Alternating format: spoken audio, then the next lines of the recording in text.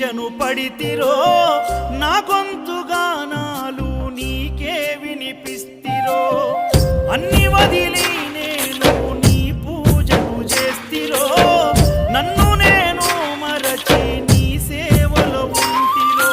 భక్తితోని భజన చేస్తూ బయలుదేరితి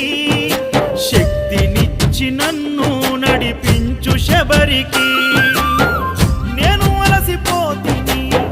నిన్ను చూడలేనని నీ భక్తుడైనా నే బాటసారిని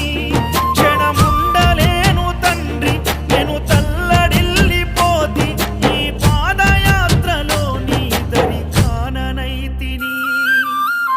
ఎంత దూరం